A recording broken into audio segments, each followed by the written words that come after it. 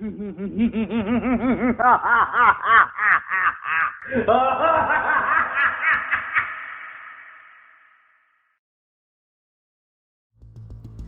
Friends, स्वागत है आपका श्रेयांश हॉरर स्टोरीज़ में। आज की कहानी एक औरत के बारे में है। मेरा नाम लूसी है। मैं इंग्लैंड की रहने वाली हूँ।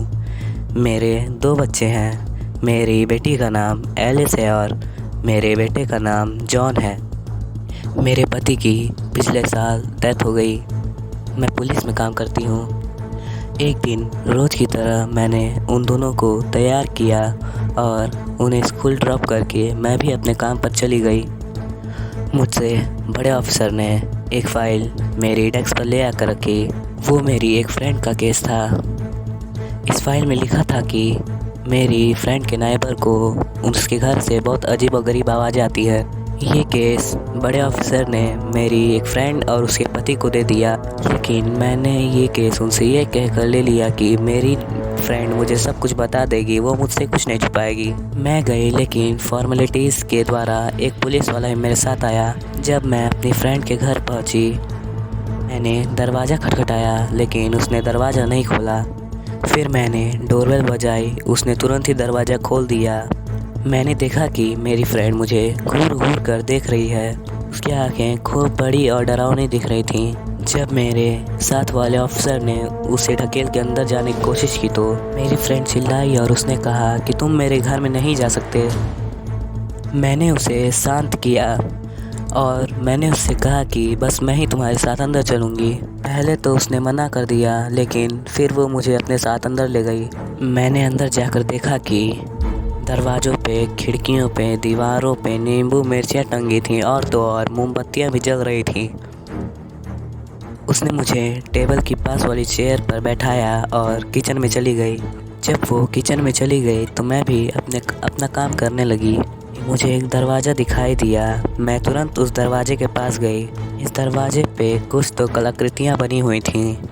वहीं पास में उस दरवाजे की चाबी रखी हुई थी। मैंने चाबी उठाई और दरवाज़ा खोल दिया। जो मैंने देखा उसे देखकर मेरे रोंगटे खड़े हो गए। मैंने देखा कि उसके दोनों बच्चे उस रूम में एक कोने में बैठे हुए हैं और उसके शरीर पर बहुत से घाव हैं। तभी मेरी फ्रेंड ने मुझे मेरे गले से पकड़ लिया और उसके हाथ का चाकू मेरे गले के पास पहुंचा। तभी ऑफिसर ने उसे पास में पड़े लकड़ी के हथौड़े से बहुत तेज मारा। मेरी फ्रेंड चिल्लाई और कहा, तुम्हें ये दरवाज़ा नहीं खोलना चाहिए था, वो मेरे बच्चों को खा जाएगी। इतना कहते ही मेरी फ्रेंड बेहोश हो गई। मैंने पूछा कौन खा जाएगी, लेकिन उसने मुझे कोई जवाब नहीं दिया। उसके बच्चों को मैंने अनाथ आश्रम में छोड़ दिया और अपने घर चली गई। लेकिन जब मैं जा रही थी वो बच्चे बिल्कुल भी खुश नहीं थे। अगले ही दिन उसके दोनों बच्चों की लाश एक नदी किनारे पाई गई। वो वहाँ पे कैसे पहुँचे वो किसी को नहीं पता था। लाश की पहचान के लिए जब मेरी फ्रेंड को लाया गया तो वो बहुत तेज़ से रोने लगी और वो रोते रोते सिर्फ एक ही बात कह रही थी, जैसे मैंने अपने बच्चों को खोया वैसे ही तुम भी अपने बच्चों को खो दोगी। इस हादसे के बाद मैं बहुत डर गई थी, इसलिए मैंने अपने बड़े वाले अफसर से 10 दिन की छुट्टी ले ली, लेकिन इसका भी कोई फ़ायदा नहीं हुआ। मेरे घर में अब बहुत ही अजीबोगरीब हादसे हो रहे थे। बार मैं बाज़ार कुछ सामान लाने गई थी और जब मैं अपने घर आई तो मेरे बेटे ने बताया कि जब वो कमरे में बैठकर ड्राइंग कर रहा था तभी उसे पर्दे के पीछे किसी की परछाई दिखाई दी।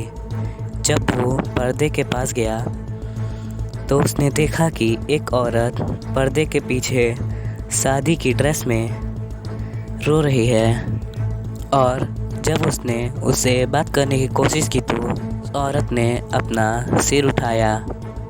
वो औरत खून के आंसू रो रही थी। ये देखकर मेरा बेटा बहुत ज़्यादा ही डर गया और वो तुरंत वहाँ से भागने लगा। उसने कमरे के बाहर देखा कि उसकी बहन भी उसकी तरह ही किसी से डर के भाग रही है। अगले दिन रात के वक्त जब उसकी बहन नहा रही थी और मेरे बेटे को किसी के चिल्लाने की आवाज़ सुनाई दी। जब मैं वहां पहुंची तो मैंने देखा कि मेरी बेटी बाथटब में डूब रही है। मैंने उसे जल्दी से बाहर निकाला और उसे तौलिए में ढक लिया। मैं वहीं बैठ गई। मैंने देखा कि मेरी बेटी मेरे बेटे के पास जा रही है। मैंने पूछा कि क्या हुआ है। उन दोनों ने मेरे पीछे उंगली से इशारा कर दिया। तभी किसी ने मुझे मेरे गले से पकड़ लिया, लेकिन मैंने अपने आप को छुड़वाया और हम तीनों वहाँ से जल्दी से दरवाज़ा बंद करके चले गए। अगले ही दिन मैं अपने बच्चों के साथ चर्च में गई। मैंने मेरे साथ हुआ सारा हादसा उन्हें बता दिया। वहाँ के फादर ने मुझे बताया कि वो एक श्रापित आत्मा है जो बहुत ही शक्तिशाली है। उसका वो कुछ नहीं बिगाड़ सकते। लेकिन चर्च के पुराने फादर, जिनका नाम विलियम है, वो तो पहले चर्च के फादर थे, मगर उन्होंने भूत प्रेत पे विश्वास किया। वो काला जादू सीखने लगे, इसलिए उन्हें चर्च से निकाल दिया गया। वो तुम्हारी मदद कर सकते हैं। ये कह के उन्होंने हमें आशीर्वाद दिया और उनके पास जाने के लिए सुझाव दिया। बिना देर किए मैं अपने बच्चों के साथ फादर विलियम के पास गई। वो हमारे घर आए।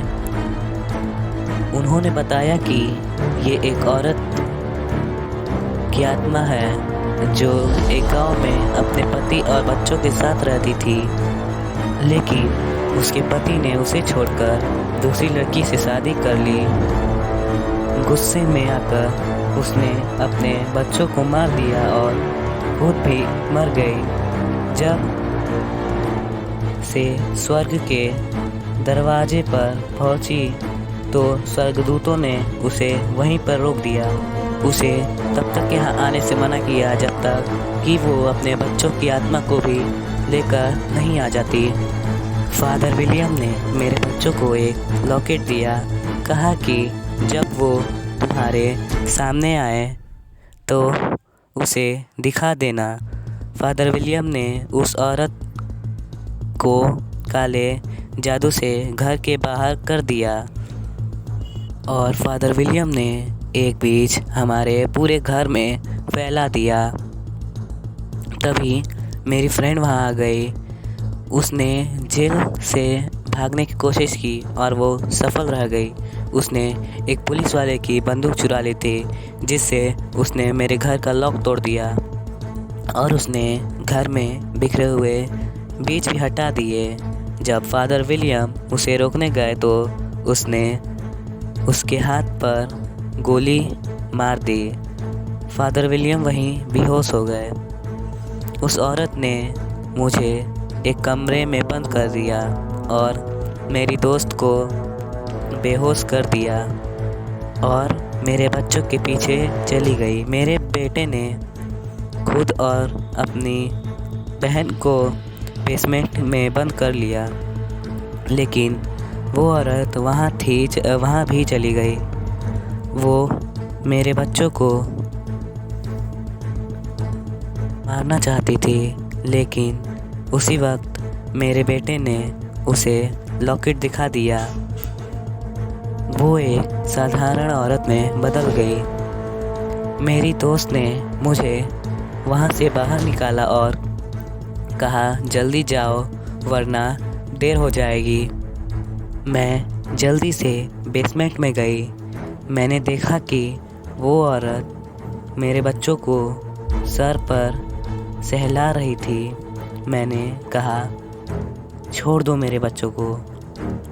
वो औरत मेरी ओर तेज़ी से बढ़ने लगी। तभी फादर विलियम ने उसे चाकू से मार दिया। वो कोई साधारण चाकू नहीं था। वो चाकू लगने के बाद वो औरत वहाँ से जा चुकी थी। और फिर अगले दिन फादर विलियम ने अपना इलाज हॉस्पिटल में करवाया और वो भी अपने घर चले गए। तो फ्रेंड्स, अगर आपको ये कहानी अच्छी लगी तो लाइक करना, सब्सक्राइब करना और ऐसी ही और कहानियों के लिए हमें कमेंट ज़रूर करते रहना। तब तक के लिए बाय। हेलो फ्रेंड्स, स्वागत है आपका श्रेयांश हॉरर स्टोरीज़ में। आज की कहानी